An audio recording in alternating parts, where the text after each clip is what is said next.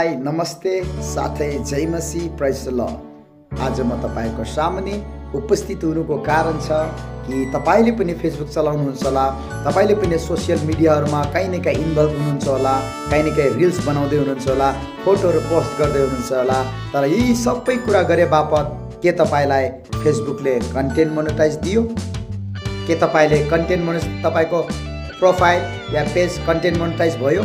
यदि भएको छैन भने म तपाईलाई भन्न चाहन्छु, मैले पनि भर्खर मात्र पाएँ अनि मैले पाउने बित्तिकै धेरैले मलाई सोध्नु भएको छ तपाईले कसरी पाउनुभयो भनेर। अनि म तपाईलाई भन्न चाहन्छु, मैले मेरो ओरिजिनल पोस्टहरु हाले, मैले मेरो ओरिजिनल भोइसहरु हाले, हप्तामा 2-3 पटक मैले भिडियोहरु हाले र पोस्टहरु हालेको कारणले गर्दाखेरि फेसबुकले तपाईलाई कन्टेन्ट मोनेटाइजको लागि तपाईलाई दिनेछ।